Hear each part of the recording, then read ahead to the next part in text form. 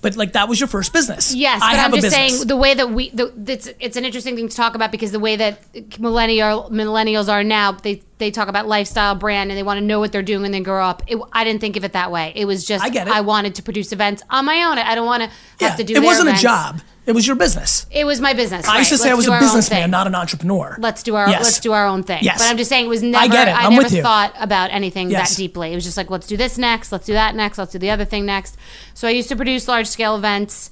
Then had my own company In Any Event. But while doing In Any Event, I became one of the largest importers of pashmina in the world because I wanted a shawl but couldn't afford it, and ended up calling some guy in India and getting 50 shawls, and by the time they came, I was selling shawls to Susan Sarandon and Julia Roberts and doing like pashmina parties everywhere and doing the magic show in Vegas, and so it became like a pashmina, Princess Pashmina it was called. Okay. So that happened.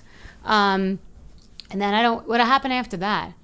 Then I moved to Chicago and got engaged. Okay. And then I went to, I got into health and raw food, and because I was bored, I was sitting home all day, I had nothing to do, so I just got into cooking.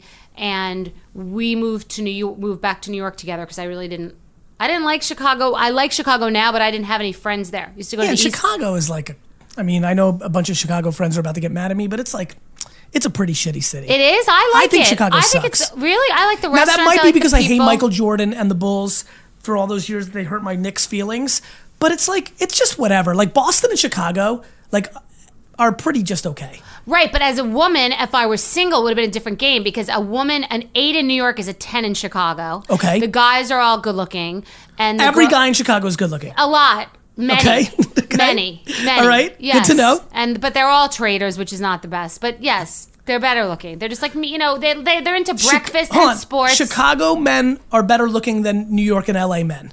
Yes, because there's also not so much metro getting in the way where you don't know what's going on. Got it. You don't know what They're team people they're play Midwest for. dudes. Right. They're Midwest. They're into things that I'm into. Well, I'm not into sports, but I'm into the cocktails around sports. I'm into drinking and breakfast. Yes. And being hungover and like. But there's a just not great feeling brunch like it has to culture be- in New York. Not the same as Chicago. It's religion there. It's not the same. I believe.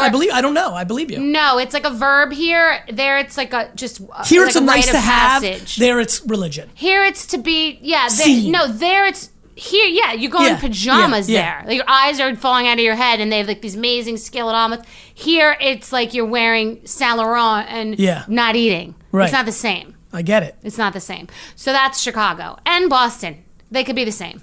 Irish, drinking, bars, being hungover, and eggs. Yes. Defining the entire culture. Understood. Got it. So Chicago, you moved back to So New then York. I moved back to New York, and that's when I went to culinary school to become a natural food chef.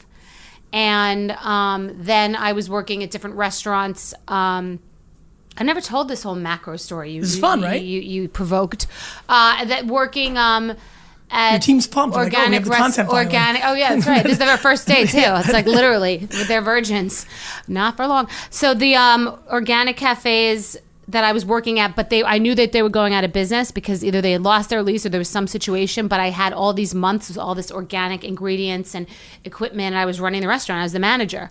So at the same time, I was delivering healthy meals to people's homes, and I was using their kitchen to test recipes, which is how Bethenny Bakes happened, which was a wheat, egg, and dairy cookie company. And also being a natural food chef was way before its time. Sure. Didn't exist. Now it's a thing, plant-based. I get and it. all these words. Yep. That did not exist. I'm aware. I remember. So I was definitely ahead of my time, and especially with having